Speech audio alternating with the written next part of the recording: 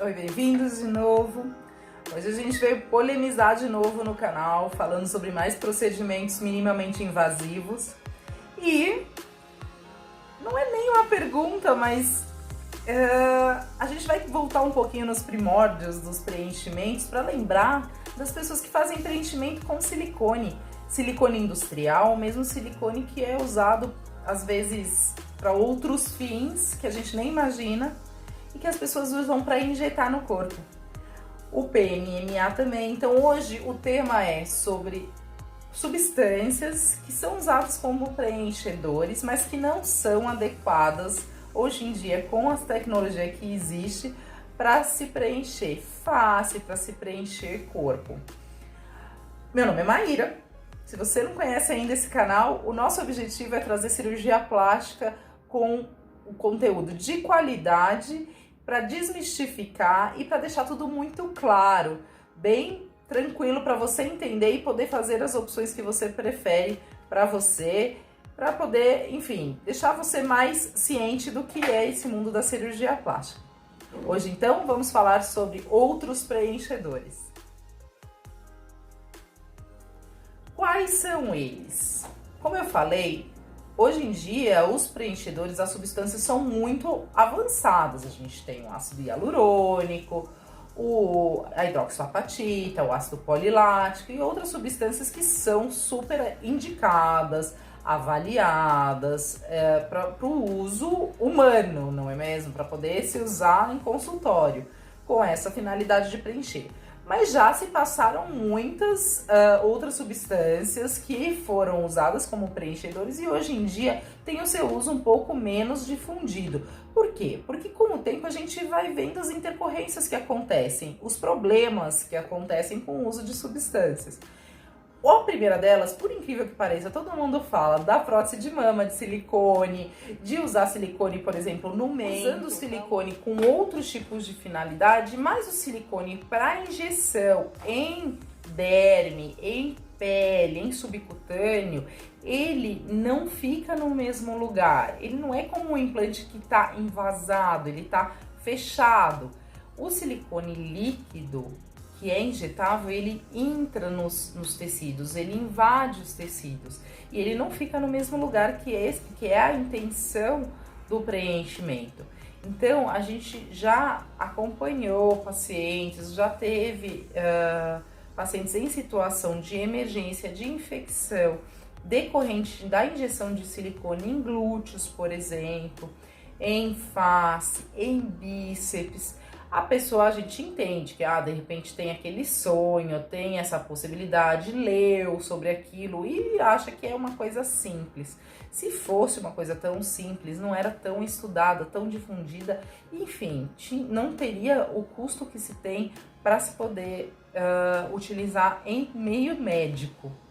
Então, assim, muito cuidado, gente. A gente entende a busca da pessoa, com as finalidades que elas têm, mas colocar em risco a sua vida, colocar em risco a sua saúde por um motivo que é, enfim, é relevante, mas pode levar à morte por um descaso, na verdade.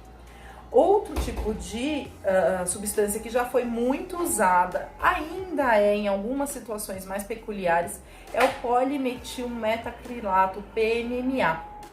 Ele já foi muito usado para bioplastia em face e o argumento de que se tem para o uso dele é que ele é uma substância que ela não absorve, ela é usada para definitivo. E isso é um apelo muito grande em termos de marketing, porque você não precisaria reaplicar. Então, é uma vez só, você faz aquele investimento uma vez só. Em compensação, essa vantagem também é o motivo pelo qual a gente também não estimula.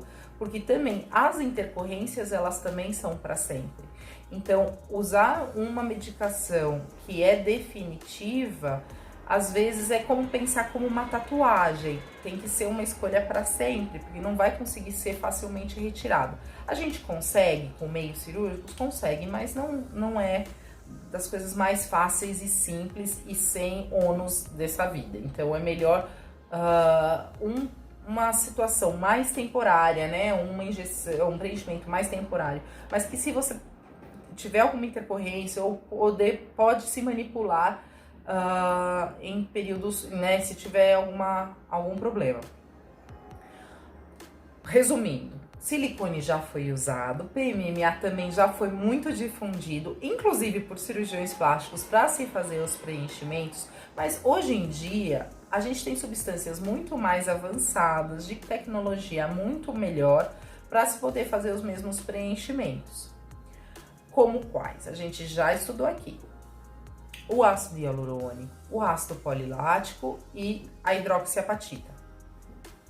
Se você gostou do vídeo, se você aprendeu, você pode também usar esse vídeo para alertar as pessoas, para poder tirar as pessoas desse risco de se colocar substâncias que não são tão boas para o seu organismo, para o fim de alertar.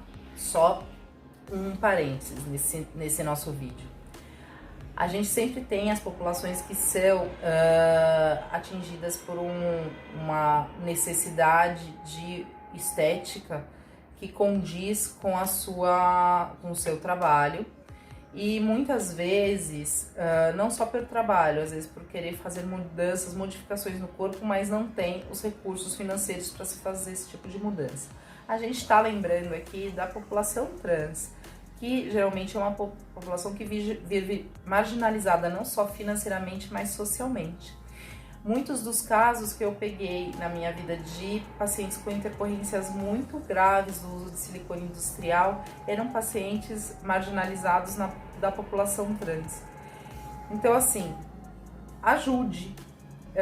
Eu acho que muito mais tentar entender a situação e divulgar o conhecimento é uma atitude, pelo menos, de altruísmo que uma pessoa pode ter e pode ajudar com um vídeo simples desse, às vezes mandar, enfim, para quem você conhece que pode estar numa situação de dificuldade, para entender que às vezes existem outras formas de se impor em termos físicos, em termos de beleza, que não colocando sua vida em risco. Eu espero que tenha ajudado.